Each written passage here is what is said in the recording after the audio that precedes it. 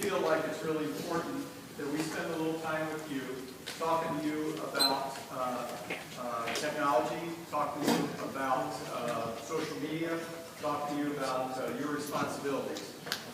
This is not in reaction to anything that you think might or might not be going on. It's simply to kind of get out ahead of things and help you to understand that, like a lot of things in life, like your voice, like your pen, technology can also be used for good, and it can be used for not so good. And we want to make sure that you understand the differences and that you understand how important it is to use the technology appropriately. And really, your world right now probably consists of two major pieces of technology: your phone and your iPad. And I'm sure that you dabble in other things like your home computer and on your TV you're dealing with Netflix and things like that. But in your world, most of your time is spent in the technology world with your phone and with your iPad. I want to help you understand a couple things about these that I don't want it to come off. I'm afraid the way it's going to sound. But here's the deal. Your parents did not purchase these for you. And by the way, parents purchase these. You didn't. In most cases, if you did, individually come to see me later and say, you know what, I paid for my own phone, I paid for my own program, I paid for my own cell phone contract, so this really is mine. If that's the case, you and I can have a different discussion. But for the vast majority of you, this was paid for by your parents.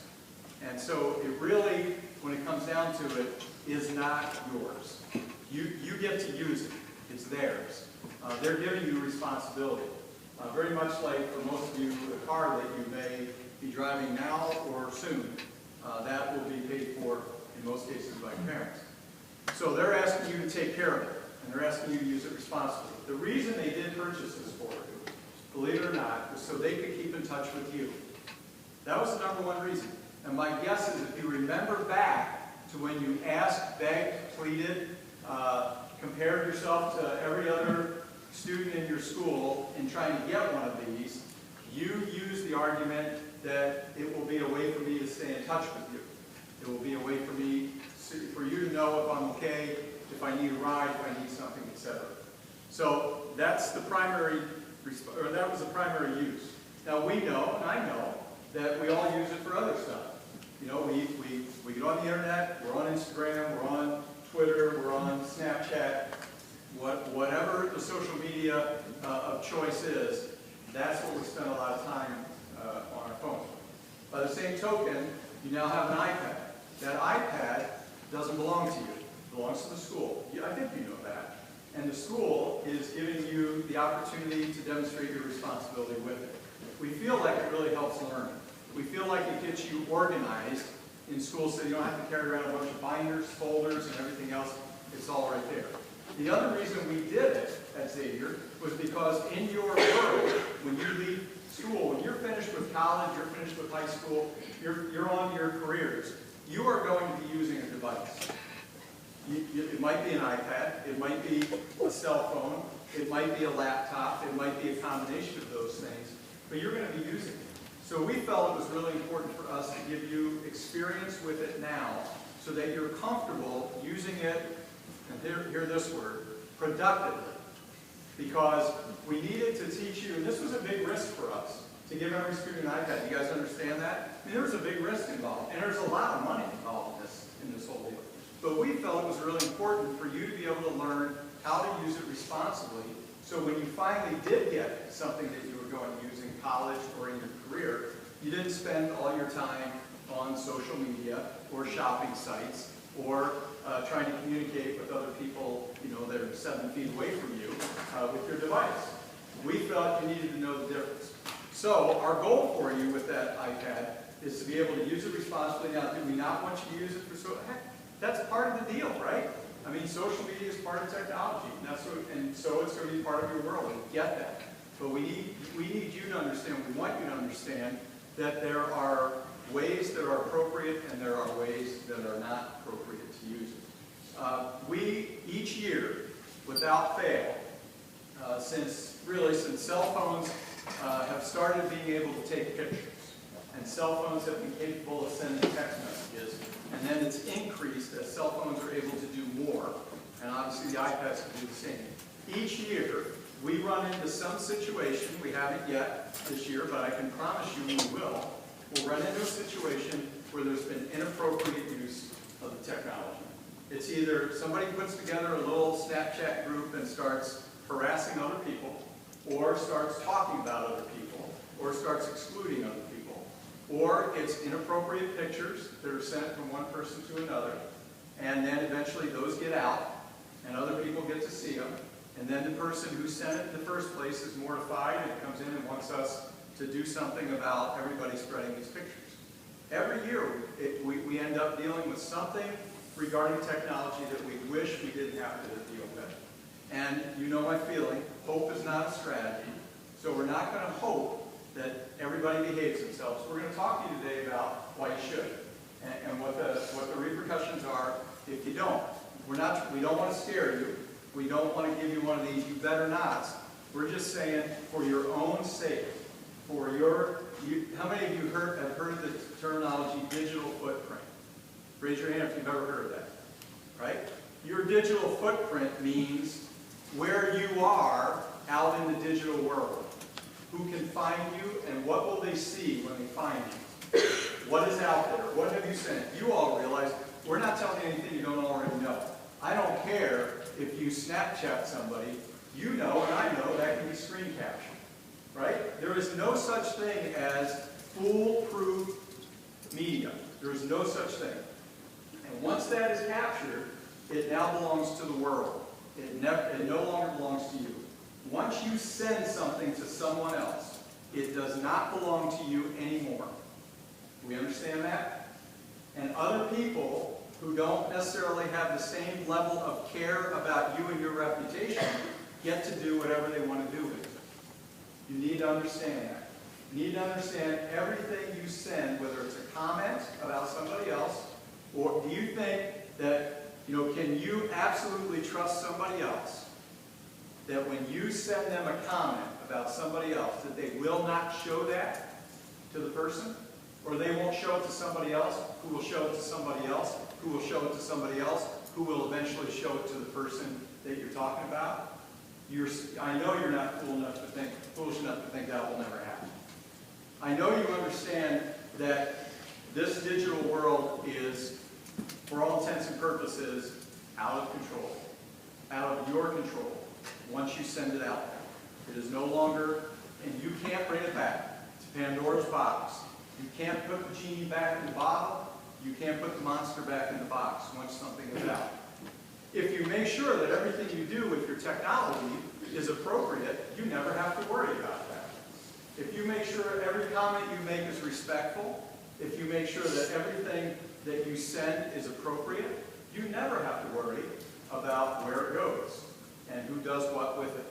But the minute you do something else, you are putting yourself at risk. 98% of the students at Xavier use technology appropriately. I think we would probably say the same about almost any school around. But there are people who think that it's funny, that it's cool, that it's popular to do X, Y, or Z with their technology. We're here to tell you that freshmen, now is the time to start. And hopefully you haven't gone down the other path already, because those things are gone. But from this day forward, we're here to tell you we want you to have a positive digital footprint. When your employer, the first thing I do when we have teaching openings or any other job opening at Xavier, the first thing I do when I get an application or a letter that says they're interested in that, I Google them to find out who are they, what's their digital footprint. And you know what comes up? Everything. Facebook, Twitter, Instagram, anything they put out there, we can pretty much find. And there have been people that I have just crossed off the list simply because of things that we see on social media that these guys have posted. You need to understand that. You need to know the repercussions, how far out that goes. And people don't wait until they're looking for 24 and 25-year-olds for jobs. They're looking at you. So when you apply somewhere for a job, or you apply to a college, and Mr. Schemmel, Mrs. Clancy, and Mrs. Jones will tell you, when you apply to a college, those admissions people are looking at your digital footprint. They want to know what you've been up to on the internet. And if they like what they see, great. If they don't, you're going to be crossed off the list. So this isn't about us and us wanting you to be a certain way because it makes our lives easier. This is about you. This is about us caring about your future and us caring about you caring about each other. I, for the life of me, could never understand why anybody would use anything like this to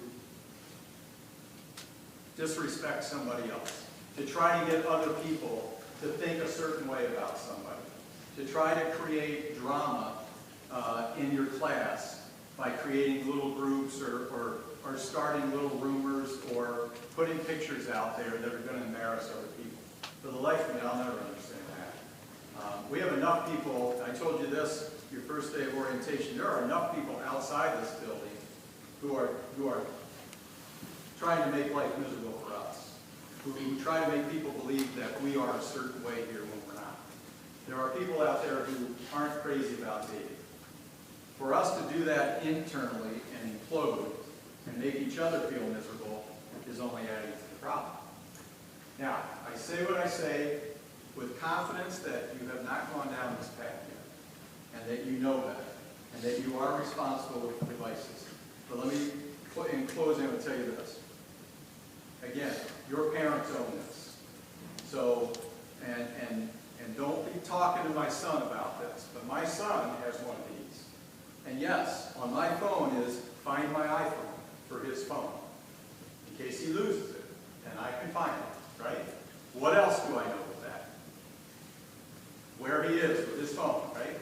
I am not checking this 24 hours a day to figure out where he is. Quite frankly, I trust him to be where he's supposed to be.